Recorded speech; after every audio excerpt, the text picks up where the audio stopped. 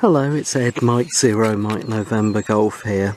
This is a companion video to a feature that appeared in the ICQ Podcast episode 374. I'll provide a link to that video in the description below, or that podcast I should say, and the feature appears approximately 1 hour and 32 minutes into the episode, but the whole thing obviously is worth a listen.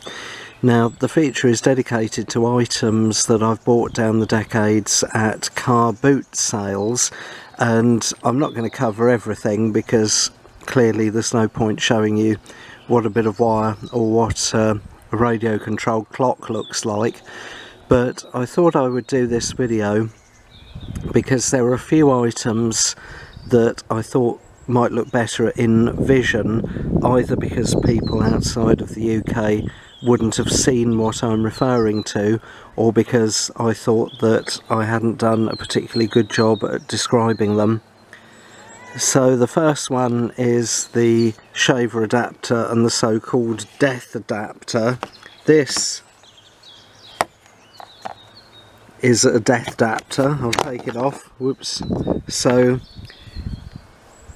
you might be able to see that the output side is unshuttered, which means that a child, for example, with something metal could stick it in there and get a rather nasty electric shock. Another way you can electrocute yourself using one of these is if you take the appliance plug like this and stick it in like that, which means that this pin here would then be live at mains voltage. So if you've got any of these, get rid of them. They're a safety hazard. They're non-compliant in other ways as well. And this is a shaver adapter.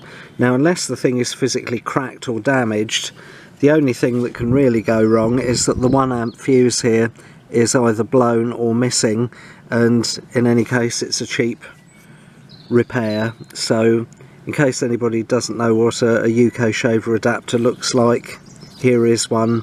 And I know it says for shavers and toothbrushes only, but using them to recharge amateur radio handhelds is absolutely fine. I mentioned later on about cord or rope that I'd got from a ship's chandler's type stall, and this is it. It's not very wide, but it's very, very strong, so if you can get some of this stuff, even though it's designed for marine use, finest sailing equipment it says there, it is very strong and very good for tying off the ends of antennas.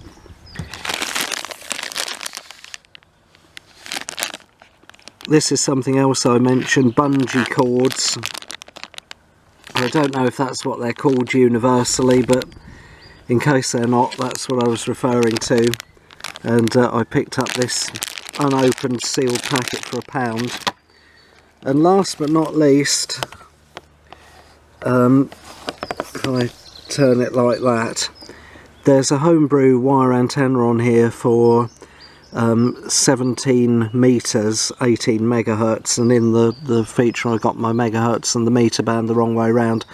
Also works as a 3/2 wavelength on 6 meters. It's resonant about 54 megahertz, but when the band is open it's more than good enough for 6 meters. And a couple of summers back I worked a special event station on SSB that was down in, I think it was Greece or Crete or somewhere like that, on 50 megahertz using this antenna.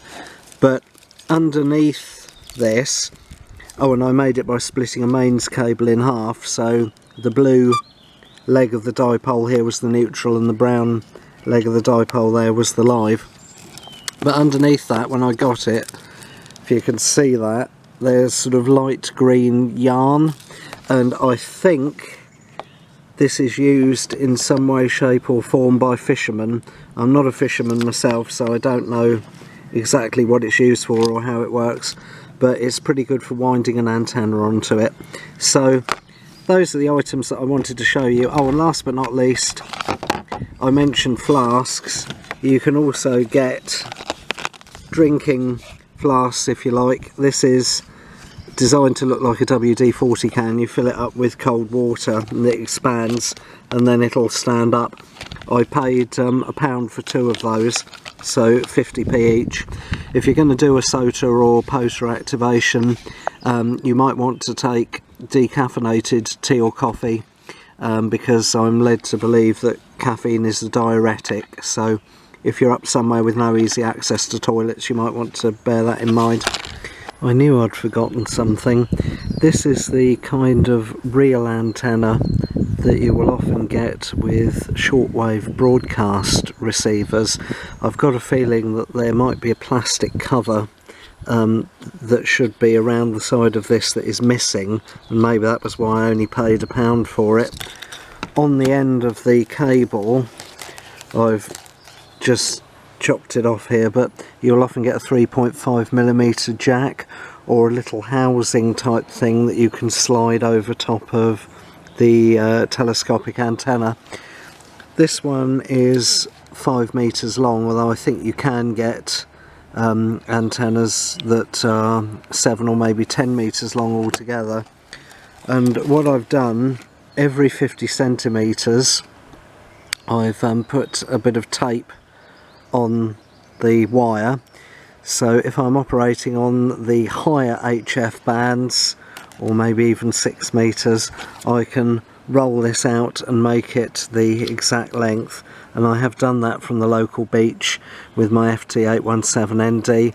I don't think I would use it in a setup where I was running high power particularly, but for QRP it works very well as a counterpoise that you can make exactly the right length.